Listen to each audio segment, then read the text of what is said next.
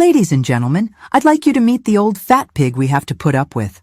The words hit me like ice water, standing there in my emerald green dress that had cost more than most people's monthly rent.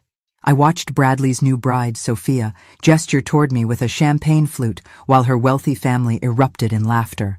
Then her father's face went white as fresh snow. Wait, aren't you Margaret Harrison, my new boss at Harrison Industries? Where are you watching from today? Drop your location in the comments below and hit that like and subscribe button. Let me tell you how I ended up being called a pig at my own son's wedding, the wedding I'd paid for entirely, down to the last rose petal. 2 hours earlier, I'd been adjusting Bradley's bow tie in the church vestry, proud as any mother could be. "Thanks for everything, Mom," he'd said, not quite meeting my eyes. "I know the wedding cost a fortune, $300,000 to be exact. Not that I was counting. I'd watched him fidget with his cufflinks, the ones his father wore at our wedding 32 years ago, before cancer took him when Bradley was 12.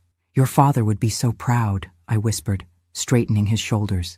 But as I stood in that reception hall, listening to my son's new in-laws mock me openly, I realized pride was a luxury I could no longer afford. The Harrison family owned half the commercial real estate in Chicago. James Harrison, Sophia's father, controlled a business empire worth billions. What he didn't know was that his company's board had voted me in as CEO exactly 1 week ago. My first official day was Monday morning. "Mrs. Harrison?" James stammered, his champagne glass trembling slightly. I had no idea. Sophia never mentioned. "Mentioned what, Daddy?"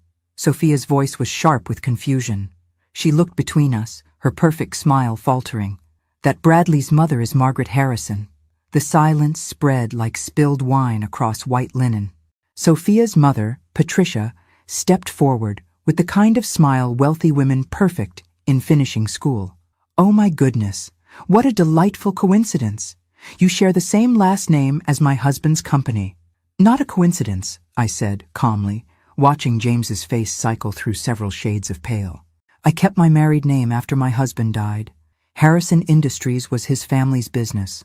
I inherited his shares when he passed. The math was simple enough, even for people distracted by champagne. Controlling interest, voting power, the ability to hire and fire anyone I pleased." Sophia's laughter died completely. "You're saying you own Daddy's company?" "Not own, dear. Control." I smiled the same smile I'd used in 100 board meetings. "There's a difference." Bradley appeared at my elbow, finally sensing the tension. "Mom, is everything okay?" I looked at my son, this man I'd raised alone after losing his father, who'd worked 2 jobs to put through business school, who'd sacrificed everything to give him every opportunity, and realized he'd positioned himself slightly closer to his new wife than to me. "Everything's perfect, sweetheart," I said, patting his arm. "I was just getting acquainted with your new family." James cleared his throat, his business instincts finally kicking in. "Mrs. Harrison, perhaps we could schedule a meeting next week. I'd love to discuss—" "Monday morning," I interrupted smoothly. 9 o'clock sharp. My assistant will send you the address." I turned to Sophia with my warmest smile. "Congratulations on your marriage. Dear, I'm sure we'll be seeing much more of each other." As I walked away, I heard Sophia hiss to her mother, "Why didn't you tell me she was somebody important?" "We didn't know," Patricia whispered back frantically. "Your father said Bradley's mother was just some middle-class widow. Just some middle-class widow." The words followed me to the ladies' room, where I locked the door and stared at my reflection. My dress was elegant, my jewelry modest but real, my makeup perfect despite the emotional earthquake I'd just experienced. In the mirror, I saw a woman who'd spent 30 years building a business empire in her husband's memory. A woman who'd raised a son alone, paid for his education, his apartment, his car, and now his wedding. A woman who'd been called a pig by people who didn't realize she could destroy their entire world with a single phone call.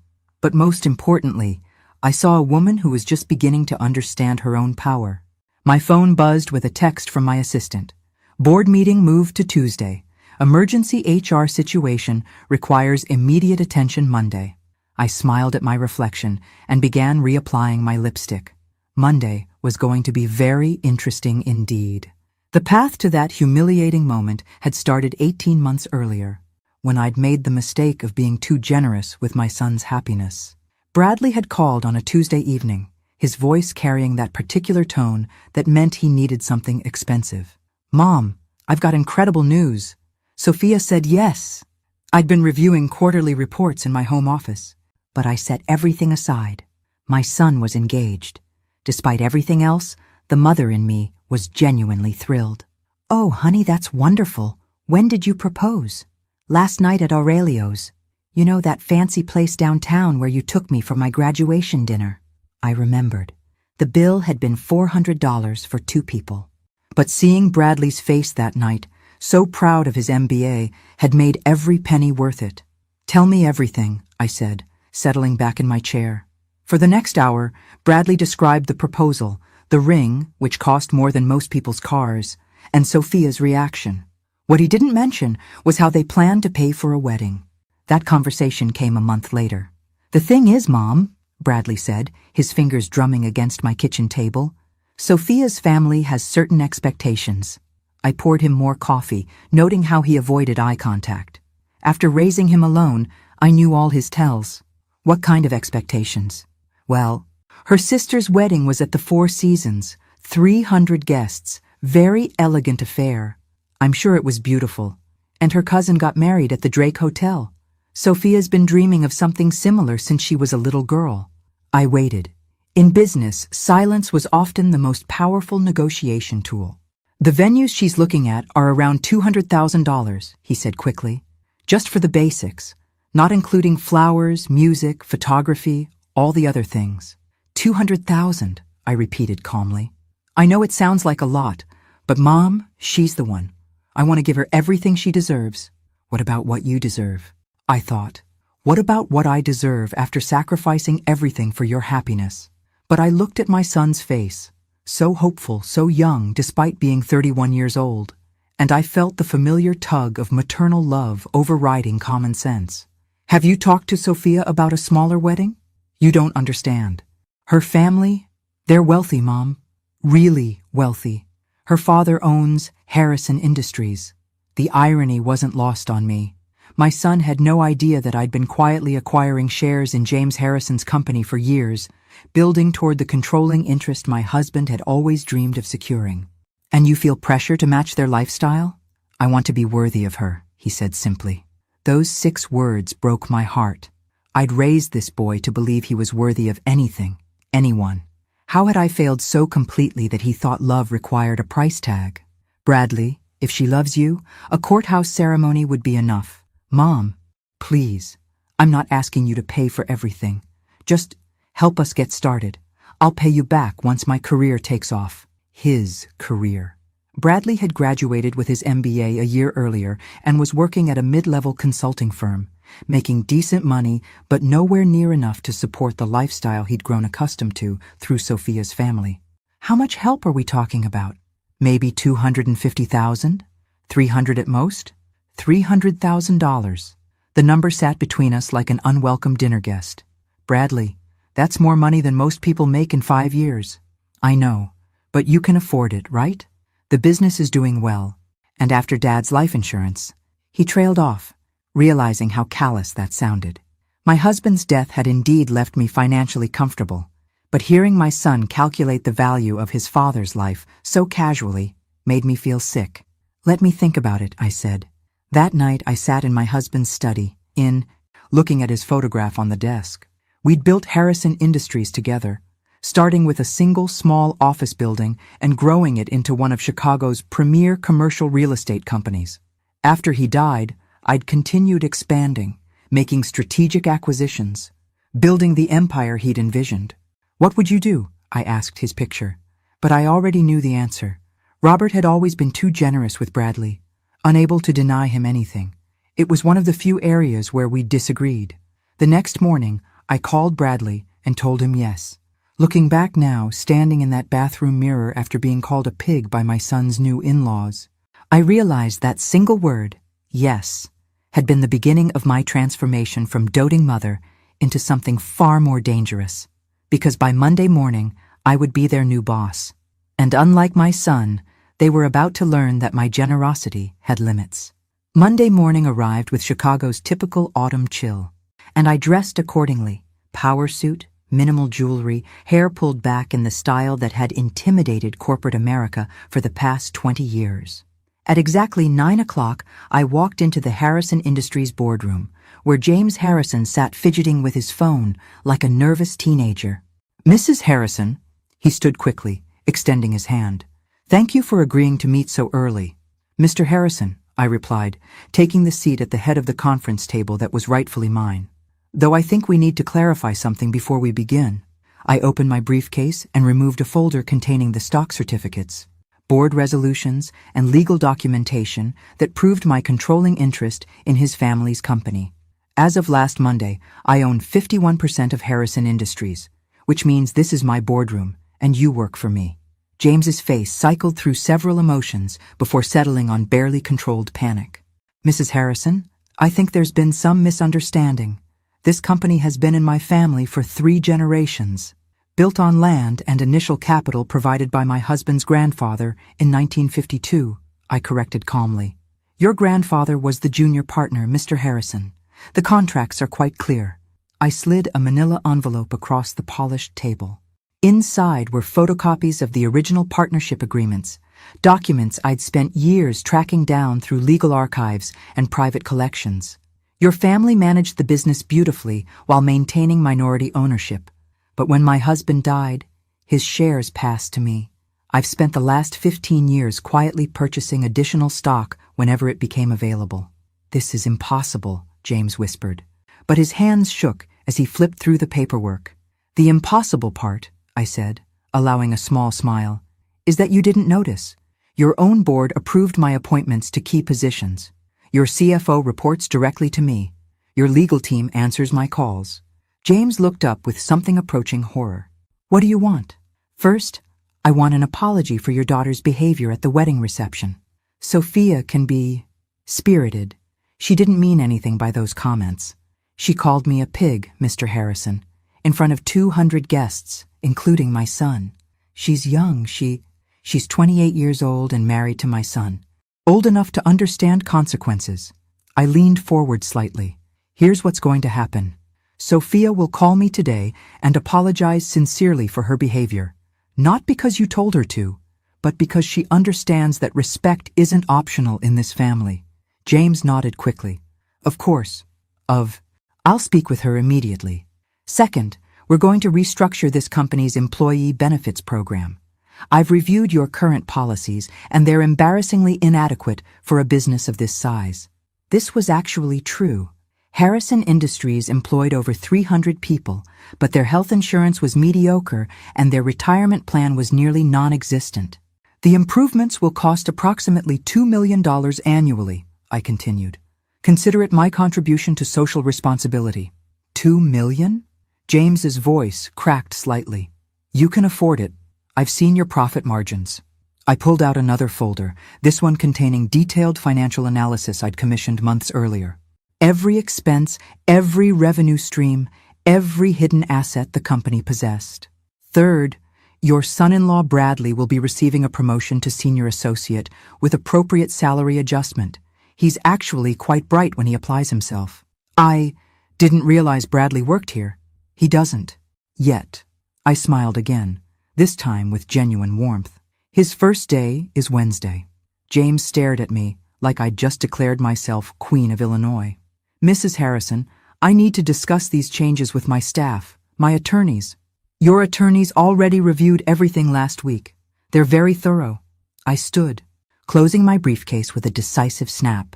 "The employee benefits announcement will be made Thursday. Sophia's apology will happen today. Bradley's promotion will be effective immediately." I walked toward the door, then paused with my hand on the handle.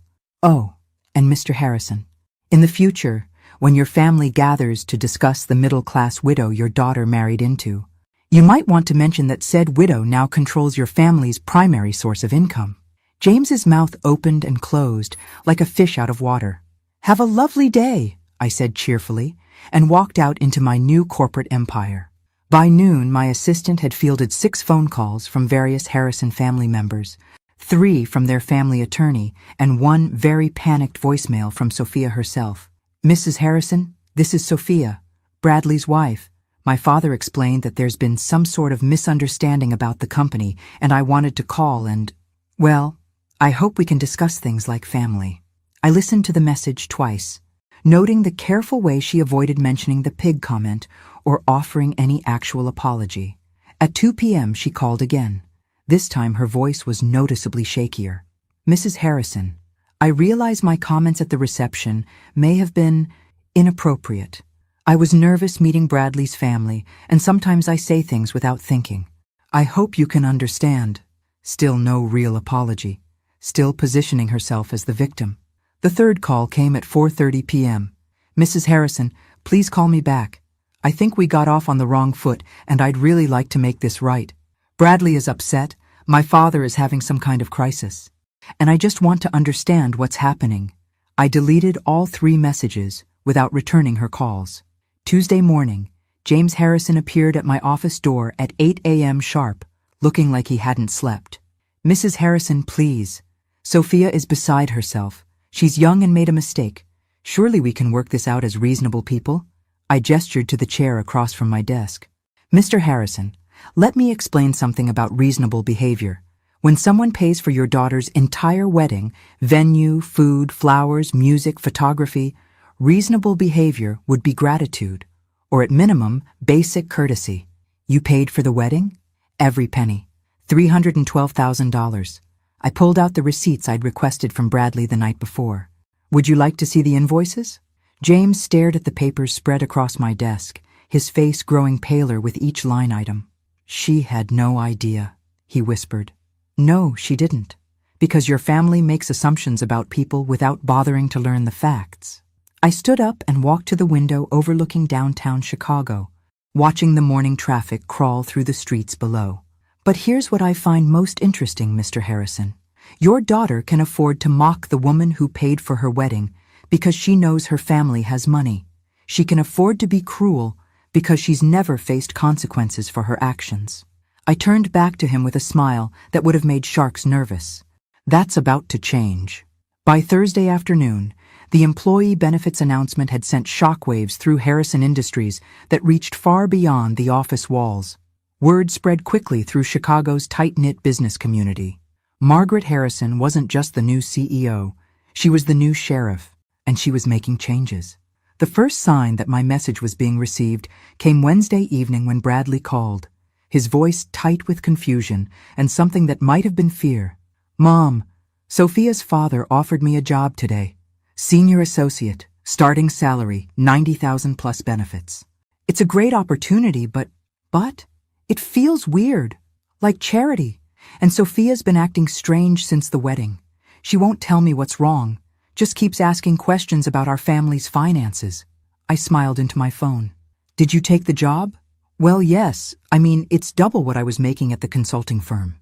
But Mom, did you have something to do with this? Bradley, you're a bright young man with an MBA and strong analytical skills.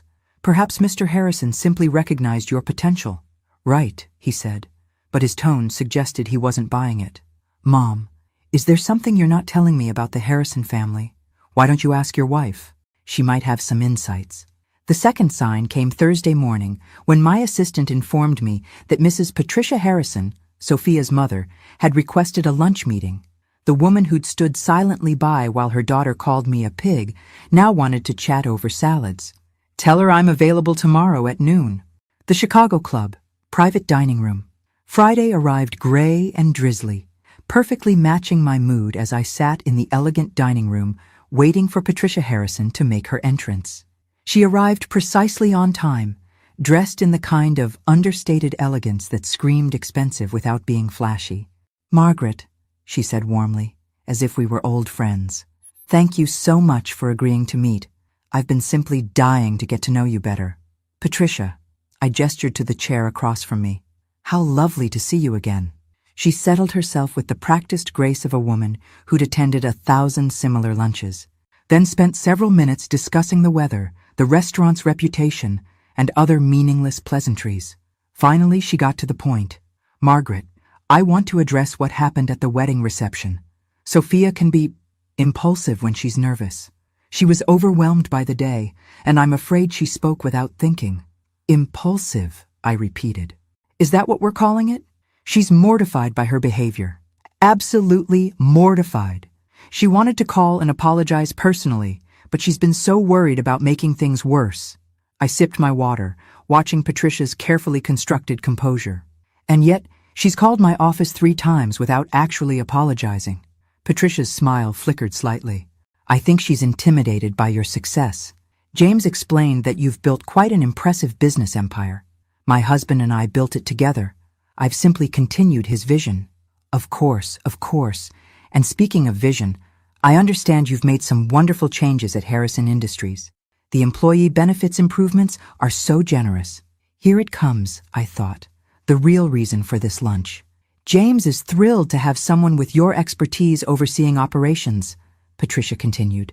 Though I confess, we're a bit concerned about the financial impact of such extensive changes so quickly. Are you questioning my business decisions? Patricia? Oh no, not at all. It's just that James has always run the company conservatively, and sudden large expenditures make him nervous. I leaned back in my chair, studying her face. Patricia, let me ask you something. What do you know about my son? The question clearly caught her off guard. Bradley? He seems like a lovely young man, very devoted to Sophia. He is devoted to her, perhaps too devoted. Bradley spent his entire savings account on your daughter's engagement ring, borrowed money for the wedding suit, and when that wasn't enough to meet your family's standards, he came to me. Patricia's fork paused halfway to her mouth. $300,000, Patricia. That's how much your daughter's perfect wedding cost. Not your family's money, not even Bradley's money. Mine. The color drained from Patricia's face. I had no idea. No, you didn't. Because your family assumes that anyone who doesn't flaunt wealth must not have any. I leaned forward, my voice dropping to just above a whisper. But here's what I find most interesting about your family's finances, Patricia. I've done some research. I pulled out a slim folder and placed it on the table between us. Your husband's company shows impressive revenue, but when you factor in debt service, overhead and operating expenses, the actual profit margins are quite thin. The Harrison family lifestyle is largely maintained through corporate credit lines and real estate leverage. Patricia stared at the folder like it contained a live snake. In other words, your family's wealth is mostly theoretical. Beautiful on paper, but highly vulnerable to market fluctuations or changes in corporate leadership. What are you saying? I'm saying that I could fire your husband tomorrow and replace him with someone who actually understands modern business practices. I could restructure the company's debt obligations. I could sell off assets your family considers untouchable. I smiled pleasantly while Patricia's world crumbled behind her eyes. Or, I continued, your daughter can call me tonight and offer a genuine apology for her behavior at the wedding reception. Not because she's intimidated or embarrassed, but because she understands that calling someone a pig is unacceptable regardless of their perceived social status. Patricia's hands trembled slightly as she reached for her water glass. And if she apologizes? Then we're family, and I take care of family. I stood, placing my napkin on the table. But Patricia, understand this. I'm not some middle-class widow who can be dismissed or mocked. I'm the woman who now controls your family's future. I picked up the check that had been discreetly placed on the table. Lunch is on me. Please give Sophia my regards. As I walked toward the exit, I heard Patricia fumbling with her phone, already dialing her daughter's number. My own phone buzzed with a text from my assistant. Emergency board meeting called for Monday. James Harrison requesting full financial review of recent policy changes. I smiled as I stepped into the Chicago drizzle. Let them call their meetings. By Monday, I'd be ready with surprises they couldn't possibly anticipate. After all, I was just getting started. Sophia's call came at 9:47 p.m. that Friday night, just as I was settling into my leather armchair with a glass of wine and my husband's favorite book of poetry. Her voice was different this time. Smaller, stripped of the entitled confidence that had carried her through our previous encounters. Mrs. Harrison? This is Sophia. I know it's late, but I couldn't wait until tomorrow. Good evening, Sophia. I owe you an apology. A real one, not the half-hearted attempts I've been making all week. She took a shaky breath. What I said at the reception was cruel and inexcusable. Calling you a pig was wrong, no matter what I was feeling or thinking. You paid for our entire wedding, and I repaid your generosity with insults and humiliation. I said nothing, letting her words hang in the air. I've been thinking about why I said it, and I think I was scared. Bradley talks about you constantly, how strong you are, how successful, how you raised him alone after his father died. I felt like I could never measure up to the mother he describes. Interesting. This was more honest than I'd expected. So when I saw you at the reception, I saw this elegant, poised woman, and I felt inadequate, small, and instead of dealing with those feelings like an adult, I lashed out to make myself feel bigger by making you smaller. And how did that work out for you? I asked quietly. It didn't. It backfired spectacularly, and now I've hurt the person I should have been thanking. Her voice broke slightly. Mrs. Harrison, I know I don't deserve your forgiveness, but I'm asking for it anyway. I want to be the kind of wife Bradley deserves, and the kind of daughter-in-law you deserve. I took a slow sip of wine, considering her words. There was something in her tone that suggested genuine remorse, though it might have been motivated more by fear than actual understanding. Sophia, thank you for calling. I appreciate your honesty about your motivations. Does this mean, can we start over? We can try, I said carefully, but understand that trust is rebuilt through actions, not just words. Yes, absolutely. Whatever I need to do to make this right, I'll give that some thought. In the meantime, I have one question for you. Anything. At the reception, when you introduced me to your family, you clearly believed you were speaking to people who shared your opinion of me, which means this wasn't a spontaneous insult. It was a planned humiliation. Silence stretched between us for nearly 10 seconds. Yes, she whispered. I had told them beforehand that Bradley's mother was difficult, that she was always interfering and trying to insert herself into our relationship. But I've met you exactly twice before the wedding, both times at family dinners Bradley organized. We've spoken for perhaps 20 minutes total. I know. I was repeating what Bradley had said. The words hit me like a physical blow. My own son had been complaining about me to his fiancée, painting me as some kind of meddling mother-in-law before I'd even met her family. What specifically did Bradley tell you about me? He said you had trouble letting go, that you still treated him like a child, that you used money to maintain control over his life. Her voice was barely audible. He said you'd probably try to take over the wedding planning and that I should be firm about boundaries. I closed my eyes, feeling something fundamental shift inside my chest. The son I'd raised, supported, and sacrificed for had been systematically undermining me to justify accepting my financial support while rejecting my emotional presence. Sophia, thank you for your honesty. That took courage. Mrs. Harrison, I realize now that everything he told me was wrong. You're not controlling. You're generous. You're not interfering. You're loving. I should have formed my own opinion instead of accepting his characterization. Yes, you should have. I stood and walked to the window, looking out at the city lights. But Bradley is my son, and his opinion matters most in this situation. He loves you, Sophia said quickly. He really does. I think he's just confused about how to be grateful without feeling guilty about accepting so much help. Perhaps. We'll see. After ending the call, I sat in my husband's study, surrounded by his books and photographs, trying to reconcile the son I thought I knew with the man who apparently saw me as a burden to be managed. Robert's voice seemed to whisper from the shadows. You gave him everything he wanted instead of teaching him to want what he could earn. My phone buzzed with a text from Bradley. Mom, Sophia said she talked to you tonight. I hope we can all have dinner soon and work things out. I hate that there's tension in the family. I stared at the message for a long time before responding. We definitely need to talk. Soon.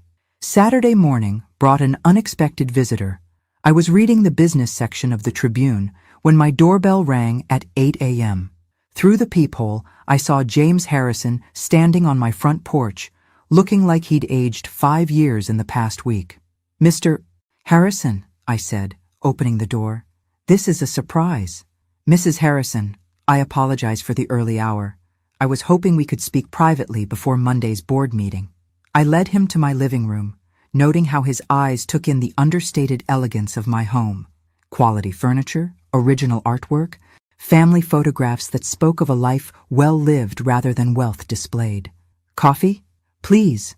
He settled into the chair across from my sofa, his hands clasped tightly in his lap. Mrs. Harrison, I want to be direct.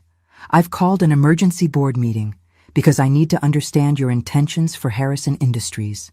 My intentions are simple: to run a profitable, ethical business that serves its employees and community well. The employee benefits changes alone will cost the company nearly $2 million annually.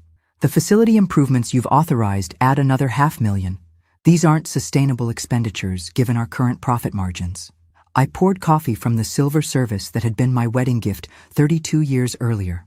James, what do you know about your company's actual financial position? I know we're profitable but conservative. We maintain steady growth without taking unnecessary risks. You're profitable but stagnant, I corrected. Your company owns 37 commercial properties in prime Chicago locations. The rental income alone should generate 50% more revenue than you're currently showing. I handed him a coffee cup and sat down with my own. Your problem isn't profitability, James. It's management. You're running a 21st century real estate empire with 1980s business practices. I've been in this business for 30 years, he said stiffly. And you've done adequately, but adequately isn't enough anymore. I smiled, but there was no warmth in it. Which brings us to Monday's board meeting. James shifted uncomfortably. The board has some concerns about the rapid pace of change under new leadership. The board consists of 7 members. 3 were appointed by me over the past 18 months. 2 others are longtime business associates who respect my husband's legacy. That leaves you and your cousin, Edward. I watched his face as the mathematics of corporate democracy sank in. In other words, James, your emergency board meeting is going to be very educational. For you. He set down his coffee cup with shaking hands. What do you want from us? From my family? I want what I've always wanted. Respect. Not for my money, not for my corporate position, but for me as a person worthy of basic human decency. I stood and walked to the mantelpiece where my wedding photograph sat beside pictures of Bradley from birth through college graduation. Your daughter called me a pig at my son's wedding, James. She did it because she believed her family's money made her superior to the woman who'd paid for her celebration. That kind of casual cruelty reveals something ugly about character. Sophia is young. Sophia is old enough to be married. Old enough to understand consequences. I turned back to him. But she's not my real problem, is she? James stared at me with growing dread. My real problem is my son, who's been telling his wife that I'm a controlling, interfering mother who uses money to manipulate him. My son, who accepted $300,000 for his wedding while simultaneously resenting me for providing it. Family relationships are complicated. Yes, they are. And Monday morning, we're going to simplify them considerably. I walked him to the door, my mind already working through the details of what Monday's board meeting would bring. Have a lovely weekend, James. Give my regards to your family. As I watched him drive away, I realized that everything up to this point had been preparation. The real battle was just beginning, and this time I intended to win. Monday morning's board meeting began at 9 o'clock sharp in the Harrison Industries conference room, with James Harrison looking like a man facing his own execution. The other board members filed in with varying degrees of confusion, unaware they were about to witness a corporate revolution. Gentlemen, I said, taking my place at the head of the table, thank you for accommodating this emergency session. Before we begin, I'd like to introduce myself properly to those who may not be familiar with my background.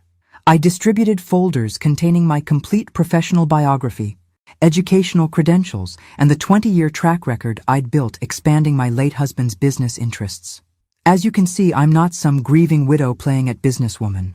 I hold an MBA from Northwestern, have successfully managed 8-figure real estate portfolios, and have been quietly acquiring Harrison Industries stock for the past 15 years. Edward Harrison, James's cousin and the company's longtime treasurer, cleared his throat nervously. Mrs. Harrison, while your credentials are impressive, this company has operated successfully under Harrison Family Management for 60 years. Successfully is a generous term, Edward. I pulled out the comprehensive financial analysis I'd commissioned months earlier. Your revenue growth has been flat for 7 years. Your profit margins have declined consistently since 2018. Your employee retention rate is 30% below industry standards. I watched their faces as the numbers sank in. Meanwhile, you're sitting on prime commercial real estate in Chicago's most desirable locations, charging below-market rents because you've prioritized relationship preservation over business optimization. Those relationships are valuable, James protested. We have tenants who've been with us for decades, and they've been taking advantage of your sentimentality for decades. I smiled coldly. Effective immediately, all rental agreements will be reviewed and adjusted to current market rates. Tenants who wish to continue their leases will pay fair value. Those who don't can find alternative accommodations. That's not how we do business, Edward stammered. It's how I do business. And since I control this company, it's how we'll do business going forward.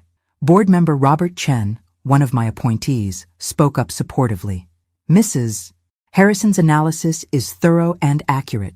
Harrison Industries has been underperforming for years. The employee benefits improvements alone will cost us $2 million annually, James said desperately. We can't afford such extravagance. James, your family extracted $1.8 million in executive salaries last year while contributing essentially nothing to actual business operations. I let that fact settle over the room.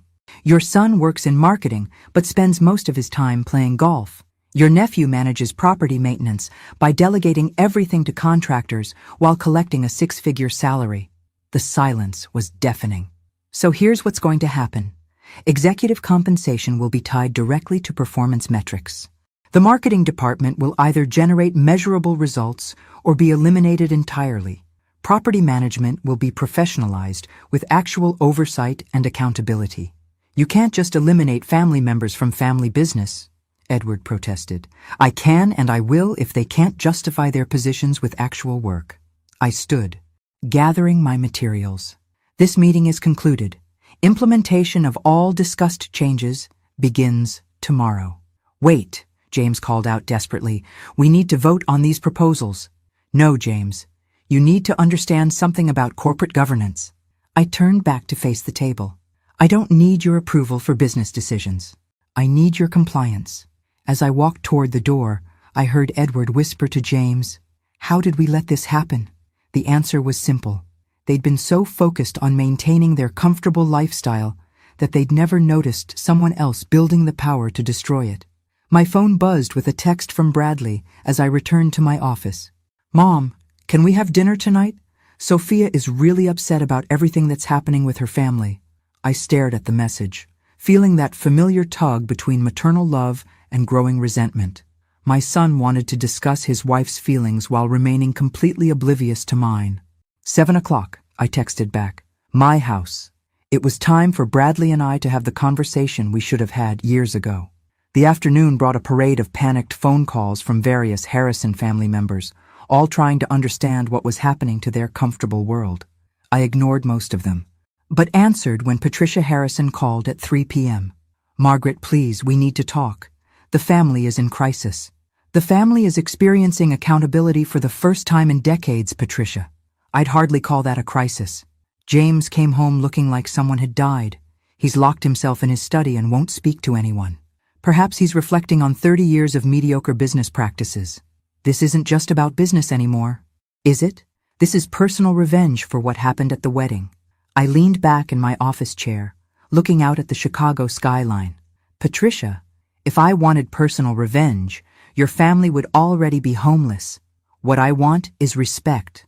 And since your family only understands power, I'm speaking your language. What can we do to fix this? That depends entirely on how quickly your family learns to treat people with basic human decency." After hanging up, I spent the rest of the afternoon reviewing personnel files and financial records, preparing for the changes I'd implement over the coming weeks. But my mind kept drifting to the evening's dinner with Bradley and the conversation that would finally reveal how my son really saw me. At 6:30, I set the dining room table for 3, using my finest china and silver. If this was going to be a confrontation, it would at least be a civilized one. Bradley and Sophia arrived precisely at 7, both looking like they were attending a funeral rather than a family dinner. Sophia's eyes were red from crying, and Bradley wore the same expression he'd had as a child when he knew he was in trouble but couldn't figure out how to fix it. "Mom," he said, kissing my cheek awkwardly, "thank you for agreeing to see us." "Of course, sweetheart. You're always welcome here." Dinner passed in uncomfortable small talk until I finally set down my fork and looked directly at my son. "Bradley, we need to discuss something that's been troubling me." His face went pale. "What's wrong?" "Sophia told me about the conversations you had with her regarding my character. Specifically, your concerns about my being controlling and manipulative." The color drained completely from his face as he realized his wife had shared their private discussions. "Mom, those weren't... I was just trying to prepare her for..." "For what exactly?" Bradley looked helplessly at Sophia, who was studying her plate as if it held the secrets of the universe. "You've always been generous, maybe too generous, and I didn't want her to feel obligated to accept help if it came with strings attached." "What strings?" "Bradley, you know, expectations. That we'd have to live our lives according to your approval." I felt something cold and final settle in my chest. "Can you give me a specific example of when I've attempted to control your life choices?" "Well, you had opinions about my college major. I suggested business classes might be practical. You majored in literature, and I supported your decision completely. And you didn't like some of the girls I dated. I disliked exactly one girlfriend, the one who stole money from your wallet and cheated on you with your roommate. You eventually agreed with my assessment." Bradley squirmed in his chair, clearly realizing his examples weren't supporting his case. "The point is, I wanted Sophia to know she didn't have to accept your help if it made her uncomfortable. Except she did accept my help. You both did. $300,000 worth of help. And we're grateful." "No, Bradley. You're resentful." I stood up, my voice remaining calm despite the rage building inside me. "You wanted my money, but not my presence. You wanted my support, but not my opinions. You wanted me to be a bank, not a mother." "That's not true." "Then explain to me why your wife felt comfortable calling me a pig in public. Explain to me why she believed her family would find that entertaining rather than horrifying." Sophia finally looked up, tears streaming down her face. "Because I told them what Bradley said about you, about how you used money to stay involved in his life when he wanted independence." The words hung in the air like poison gas. "I see." I walked to the window, looking out at my garden. "So my financial support for your education, your car, your apartment, your wedding, all of that was manipulation rather than love." "Mom, you know that's not what I meant." "Actually, Bradley, I think it's exactly what you meant." I turned back to face them both. "And you know what? You're right. I have been using money to maintain our relationship." Both of them stared at me in shock. "But starting tomorrow, that ends completely." "What do you mean it ends?" Bradley's voice cracked slightly, and I recognized the tone from his childhood, the moment when he realized his actions had consequences he hadn't considered. "I mean, I'm done being your ATM, sweetheart." I walked back to the table, but remained standing, looking down at my son and his wife. No more birthday checks, Christmas gifts, emergency loans, or surprise assistance with bills. "Mom, you can't be serious." "I'm completely serious. You wanted independence from my supposed manipulation, and I'm giving it to you." I smiled, but there was no warmth in it. "Effective immediately, you're financially independent." Sophia looked panic-stricken. "Mrs. Harrison, I think there's been a misunderstanding. We never said we didn't want your support." "No, dear. You just said I was using that support to control your lives." "Well, problem solved." Bradley jumped up from his chair. "This is crazy. One stupid comment at a wedding, and you're cutting us off completely?" "One stupid comment?" My voice remained dangerously calm. "Bradley, your wife called me a pig at your wedding, while surrounded by her family, who laughed along because you had already painted me as some kind of interfering burden they had to tolerate." "I never called you a burden." "You told her I had trouble letting go, that I treated you like a child, that I used money to maintain control." I counted off each point on my fingers. "What would you call that characterization?" Bradley sat back down heavily, finally understanding the magnitude of what he'd done. "But Mom, I was trying to manage expectations."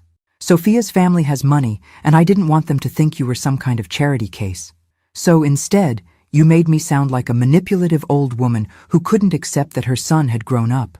That's not what I meant, but it is what you said. And more importantly, it's what you believed.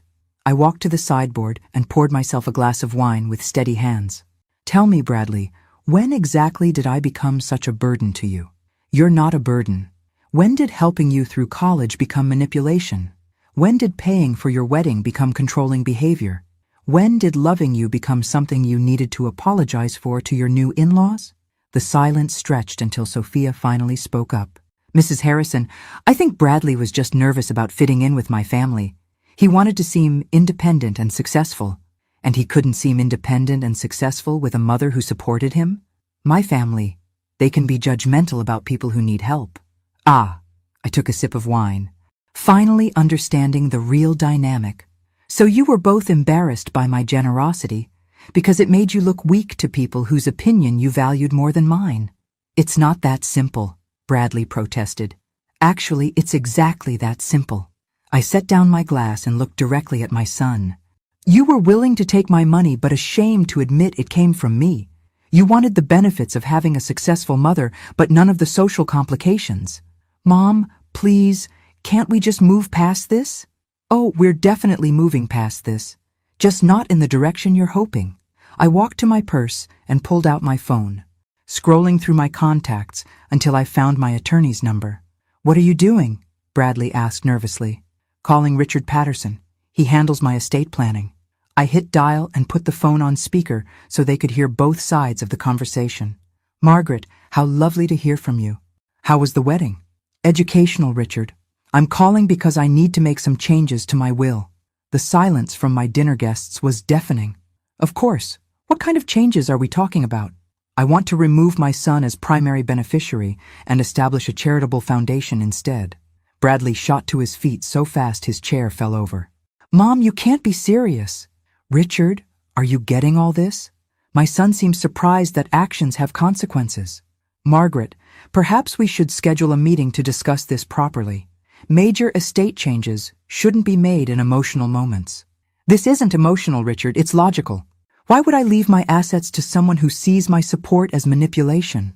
Sophia started crying harder, and Bradley looked like he might be sick. I'll call you tomorrow to schedule an appointment, I told Richard. Good evening. After hanging up, I looked at my son's stricken face and felt a pang of regret. But only a small one. Mom, please. I know I screwed up, but changing your will? That's extreme. Is it? You've spent years accepting my financial support while privately resenting me for providing it. You've encouraged your wife to view me as an obstacle rather than an asset. You've allowed her family to mock me publicly while sitting silent. I can fix this. We can fix this. How, Bradley? How exactly do you fix years of taking someone for granted? I'll talk to Sophia's family. I'll make them understand that they were wrong about you. They weren't wrong about me, sweetheart. They were wrong about my willingness to tolerate disrespect. I walked back to the table and began clearing the dinner plates. Your wife apologized beautifully the other night, sincere, thoughtful, honest about her motivations. But you know what she also revealed? I paused in my plate clearing to look directly at him. That every cruel thing she believed about me came from you. Bradley slumped back into his chair. I never meant for it to go this far. No, you just meant to have your cake and eat it too.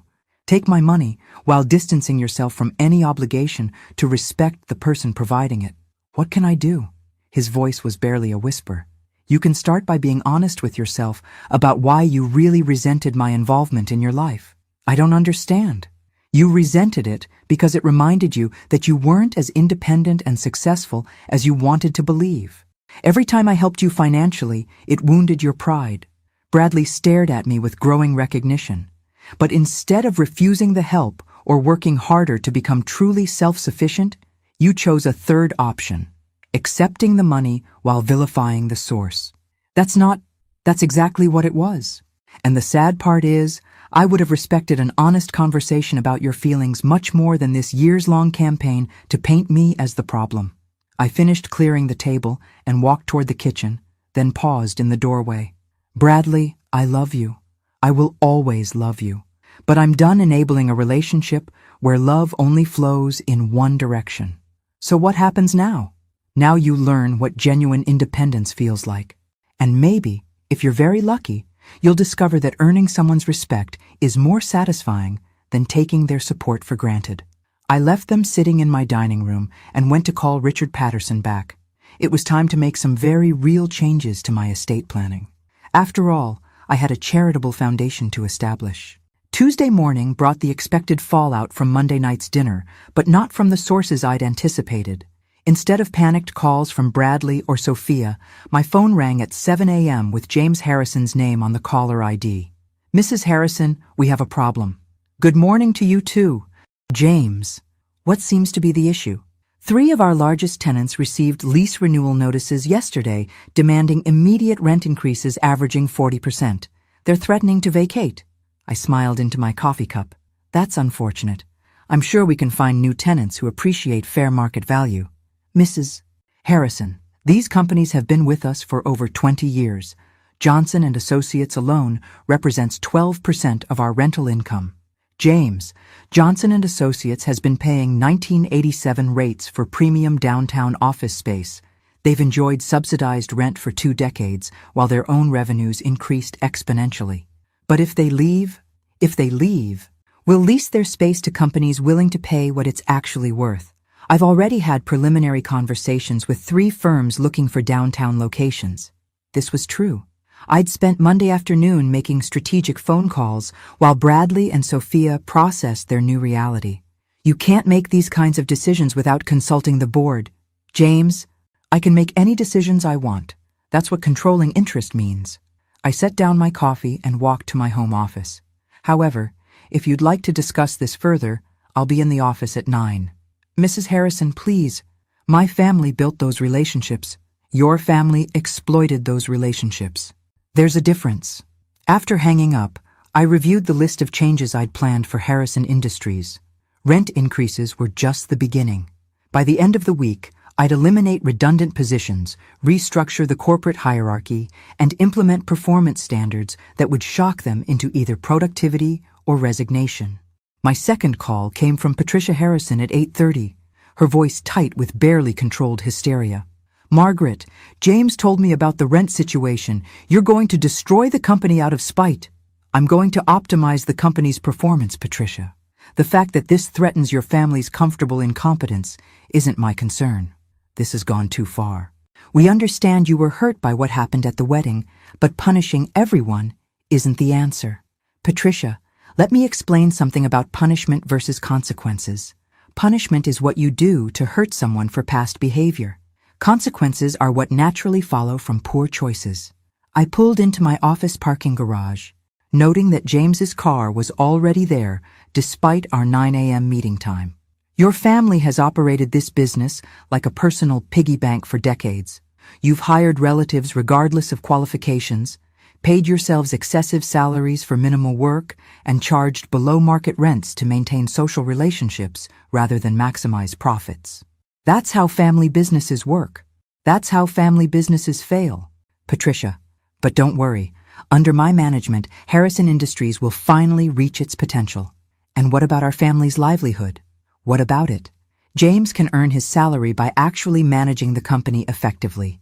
Your son can learn to do real marketing work or find employment elsewhere. Your nephew can master property management or discover what life is like outside the family safety net."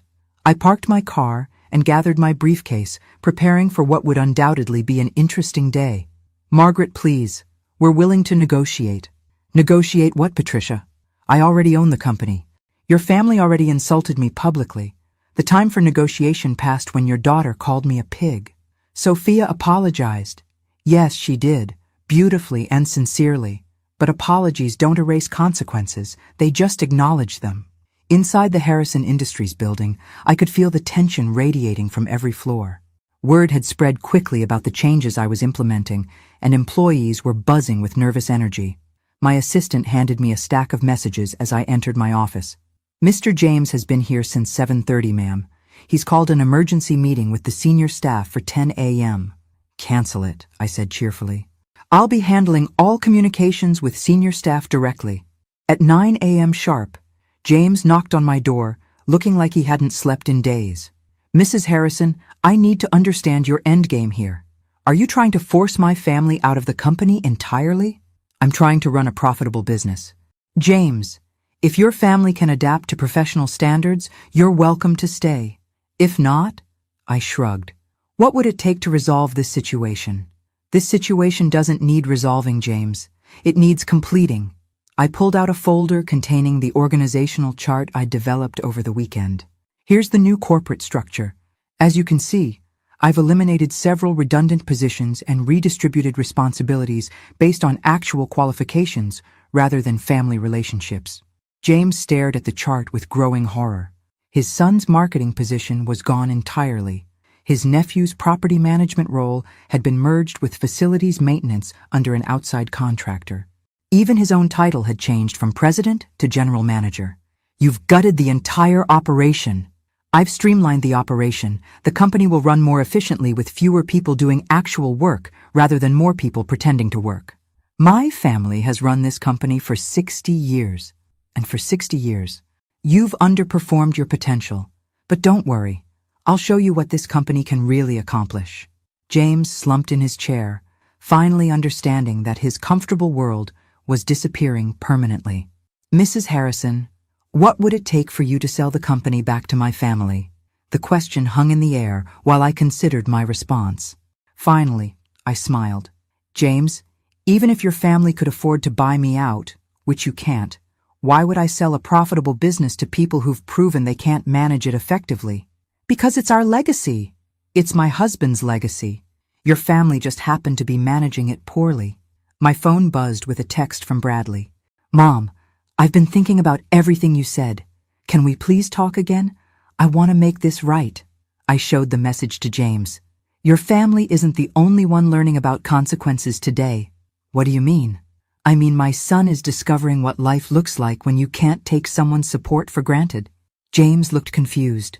So I explained about Bradley's financial independence and my estate planning changes. You disinherited your own son? I'm considering it. He'll need to demonstrate that he values our relationship for more than just its financial benefits. That's incredibly harsh. James, your daughter called me a pig at my son's wedding. Your family laughed along with the insult.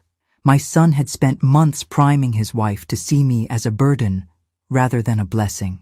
I stood and walked to my office window, looking down at the busy Chicago street below.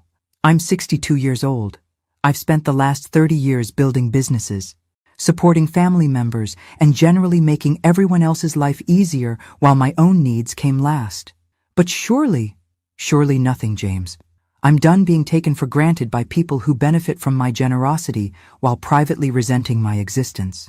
I turned back to face him with a smile that made him visibly uncomfortable. But here's the beautiful thing about being in control of your own life. You get to decide who deserves your time, energy, and resources. And you've decided we don't deserve them? I've decided you need to earn them. All of you. My assistant knocked and entered with an urgent message. Mrs. Harrison, Bradley is in the lobby asking to see you. He says it's important. I looked at James, then at the message, then back at James. It seems today is full of people wanting to negotiate with reality. Should I send him up? My assistant asked. Yes, I decided. But James, our meeting is concluded. You have work to do if you want to keep your position here. As James left, I prepared myself for the next round of consequences. My son was about to learn that some apologies require more than words to be effective. Bradley walked into my office carrying a manila envelope and wearing an expression I'd never seen before. Humble, desperate, and finally, genuinely contrite. Gone was the entitled confidence that had carried him through 31 years of life with minimal consequences. Mom, thank you for seeing me. Sit down, sweetheart. I gestured to the chair James had just vacated, still warm with his desperation. I've been awake all night thinking about what you said yesterday. About how I resented your help because it wounded my pride. He set the envelope on my desk. You were right. About everything.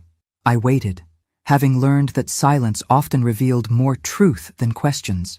I found something last night while I was going through old papers, trying to figure out how everything went so wrong between us. He pushed the envelope toward me. I think you should see this before we talk about anything else. Inside the envelope were photocopied bank statements, loan documents, and what appeared to be correspondence between Bradley and several financial institutions. I studied the papers with growing confusion. Bradley? What am I looking at? Evidence that I'm not just ungrateful. Mom, I'm also a fraud. My blood went cold. What do you mean? The consulting job I had before starting at Harrison Industries? I was fired 6 months ago for falsifying expense reports. The car payments you thought I was making? I stopped paying them in January. The bank was about to repossess the BMW when Sophia's father hired me. I stared at the documents, trying to process what he was telling me. The apartment rent, the credit card bills, even the money I claimed to spend on Sophia's engagement ring, it all came from loans I took out using your name as collateral. Using my name? My voice was barely a whisper. I forged your signature on loan applications. Mom, listed you as co-signer without your knowledge. The banks approved the loans because of your credit rating and business reputation. The room began to spin slightly. How much money are we talking about, Bradley? $87,000 in unsecured debt, plus the car loan, which is another $32,000. I set the papers down with shaking hands. You've been committing fraud using my identity for months? I kept telling myself it was temporary, that once I got established with Sophia's family, I'd be able to pay everything back before you ever found out. And the wedding expenses? The $300,000 I paid directly? I needed that money to stay afloat. Mom, to keep up appearances until I could figure out a permanent solution. I stood up and walked to my office window, trying to breathe normally while my world rearranged itself around this new reality. So when you told Sophia I was controlling and manipulative, you were actually describing yourself. Yes, his voice broke completely. I was projecting my own behavior onto you because I couldn't face what I'd become. I turned back to him, seeing my son clearly for perhaps the first time in years. Not the successful, independent man I'd believed I was raising, but someone who'd been lying, stealing, and manipulating his way through life while blaming others for his problems. Bradley, do you understand what you've done? This isn't just about money. I know. I've destroyed your trust. I've committed crimes using your identity. I've ruined everything. You've also put me at legal risk. If those banks discover the forged signatures, they won't. They shouldn't. The loans are current as long as I keep making minimum payments from my new salary. And if you can't make those payments, then you'd be liable for the full amounts, plus interest and penalties. I sat back down, my mind racing through the legal and financial implications. Identity theft, fraud, forgery. These weren't just family relationship issues. They were federal crimes. Why, Bradley? Why risk everything for a lifestyle you couldn't afford? Because I was ashamed. He was crying now, tears streaming down his face. Sophia's family has so much money, and I wanted to be worthy of her. I wanted to be successful and independent like you raised me to be. But you weren't independent. You were drowning in debt while pretending to be successful. I know. And when you offered to pay for the wedding, I saw it as my salvation. I thought if I could just get through the first year of marriage, establish myself with her family, maybe get promoted or find a better job, you thought you could lie your way to success. I thought I could buy enough time to make it true. I pulled out my phone and scrolled to my attorney's number. What are you doing? Bradley asked in panic. Calling Richard Patterson. We need legal advice about how to handle this situation. Mom, please, if this becomes public, it'll destroy my marriage, my career, everything. Bradley, it's already destroyed. The question now is how much damage we can contain. I hit dial and waited for Richard to answer. Margaret, twice in 2 days. Are you having an estate planning crisis? Richard, I need to see you immediately. My son has just confessed to committing identity theft using my name to secure fraudulent loans. The silence on the other end of the phone lasted several seconds. How much money are we talking about? Approximately $120,000 in various loans and credit agreements. Jesus. Margaret, when can you be here? Give me an hour. After hanging up, I looked at my son, this stranger who'd been masquerading as the man I thought I'd raised. Bradley, here's what's going to happen. We're going to see my attorney and determine the best way to resolve this legally. You're going to cooperate fully with whatever course of action he recommends. And then? And then you're going to learn what accountability actually means. Are you going to have me arrested? The question hung between us while I considered my options. On one hand, Bradley was my son, and despite everything, I loved him. On the other hand, he'd committed serious crimes that could have destroyed my reputation and financial stability. I don't know yet, I said honestly, but I'll tell you this. The days of protecting you from the consequences of your choices are over permanently. Bradley nodded miserably. I understand. Do you? Because I don't think you've understood consequences at all up to this point. I'm ready to face whatever happens. We'll see. I gathered the loan documents and put them back in the envelope, my hands steadier now than they'd been when I first read them. One more question. Bradley, does Sophia know about any of this? No. She thinks I'm successful and financially stable. She has no idea about the loans or the job situation. So she married you under false pretenses. I guess, yes. I looked at my son, this man I'd raised to be honest and responsible, who'd instead become a liar and a criminal, and felt something fundamental shift inside me. The next conversation would be with Richard Patterson about damage control and legal strategy. But the conversation after that would be with Sophia Harrison about the man she'd actually married. Because if my family was going to fall apart, at least it would be based on truth instead of lies. 3 hours later, I sat in Richard Patterson's law office with Bradley beside me, watching my attorney review the evidence of my son's systematic fraud with the grim professionalism of a man who'd seen too many family disasters. The good news, Richard finally said, is that we can resolve this without criminal charges if we act quickly and strategically. Bradley sagged with relief, but I remained tense. What's the bad news? The bad news is that Margaret will need to assume responsibility for all the debts to protect her own credit rating and reputation. If the banks discover the forged signatures, they'll pursue both civil and criminal remedies. How much will this cost me in total? Richard consulted his notes. Approximately $137,000 to pay off all existing loans, plus interest and penalties. However, if we handle this correctly, we can characterize the payments as family assistance rather than fraud remediation. I looked at Bradley, who was staring at his hands in shame. And what happens to my son?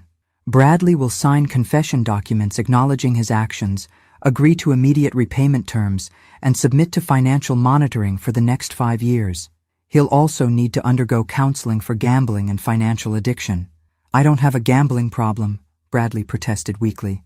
You forged your mother's signature on loan documents to maintain a lifestyle you couldn't afford, Richard said sharply. That's addictive behavior, regardless of the underlying compulsion. I stood and walked to the window overlooking downtown Chicago, the same view I'd been staring at for the past week while my life rearranged itself around unwelcome truths. Richard, prepare whatever documents you need. I'll cover the debts, and Bradley will comply with your repayment plan. Mom, I can't ask you to— You're not asking, Bradley. I'm deciding. Because unlike you, I take responsibility for cleaning up messes instead of creating bigger ones. Richard handed us several documents to sign.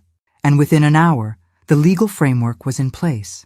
Bradley would keep his job at Harrison Industries, but every penny of his salary above basic living expenses would go toward repaying me.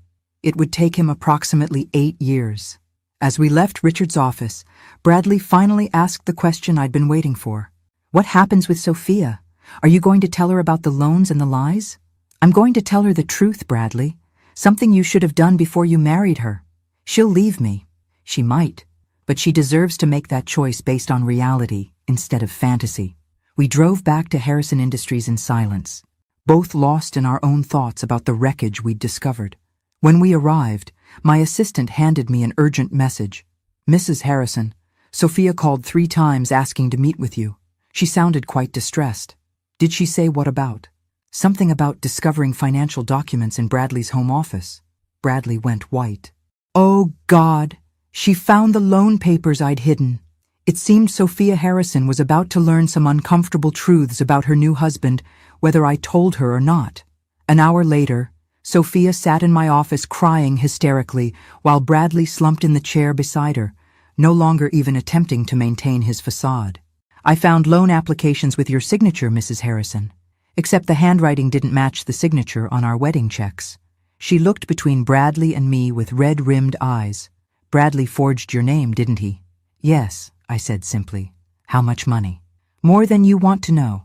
Sophia turned to her husband with the expression of complete bewilderment. Who are you? Because you're not the man I married. I'm the same person. No, the person I married had a successful career and financial stability. The person I married wasn't drowning in debt and committing crimes to hide it. She stood up and began pacing around my office like a caged animal. My father hired you at Harrison Industries because I begged him to help my husband advance his career. But you didn't need career advancement. You needed fraud intervention. Sophia, please. How long have you been lying to me, Bradley? Since we started dating? Since we got engaged? Since we said our vows? The questions came rapid fire, and Bradley had no answers that wouldn't make things worse. Finally, Sophia turned to me. Mrs. Harrison, I owe you more than an apology for calling you a pig. I owe you an apology for marrying your son under false pretenses and dragging you into our mess. Sophia, no, let me finish. You paid for our wedding. You've been supporting Bradley financially for years, and now you're cleaning up his criminal activity. Meanwhile, I've been resenting you for being too involved in his life.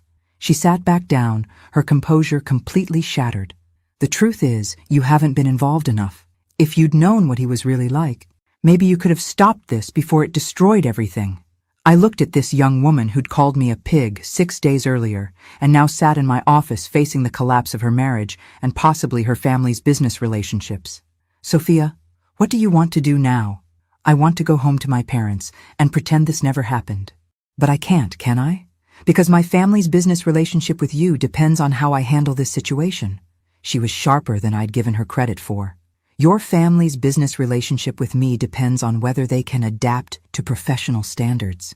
Your marriage is a separate issue entirely. Is it? Bradley works for my father now. If I leave him, it creates complications for everyone. I studied her face, seeing someone much younger and more vulnerable than the confident woman who'd insulted me at her wedding reception. Sophia, can I give you some advice from someone who's been making hard choices for 30 years? She nodded. Don't make marriage decisions based on business complications. Don't make life choices based on other people's convenience. And don't stay with someone because leaving would be messy. But if I leave Bradley, what happens to him? He'll lose his job, his apartment, everything. That's not your responsibility anymore. But he's sick, isn't he? This fraud and lying behavior, that's not normal. She was grasping for reasons to stay, and I recognized the impulse. I'd spent years making excuses for Bradley's increasingly irresponsible behavior. Yes, he probably needs professional help, but you can't save someone who doesn't want to be saved. And you can't love someone into becoming the person you thought they were. Sophia looked at Bradley, who was staring out my office window as if he could escape this conversation by pure willpower. I need time to think, she said finally. This is all too much to process right now. After they left, I sat alone in my office reviewing the events of the past week. In 6 days, I'd gone from being an insulted mother of the groom to a woman who'd reclaimed her power, restructured a company, and discovered her son was a criminal.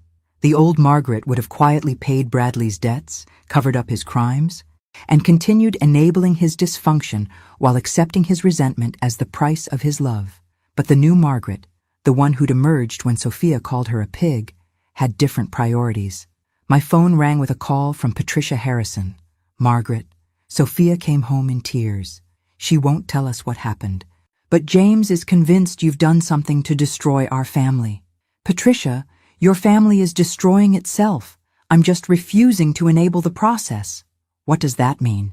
It means consequences, Patricia. Something your family has successfully avoided for decades.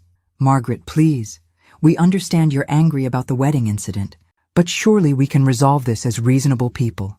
I laughed, surprising myself with the sound. Patricia, you keep saying that as if the problem is my anger rather than your family's behavior. But here's what I've learned this week. Anger is just information. It tells you when someone has crossed a boundary you should have established years ago. So what happens now? Now your family learns to earn things instead of expecting them. Your daughter learns that marriage requires honesty. Your husband learns that business requires competence. And your son-in-law learns that crimes have consequences. You're destroying everything we've built.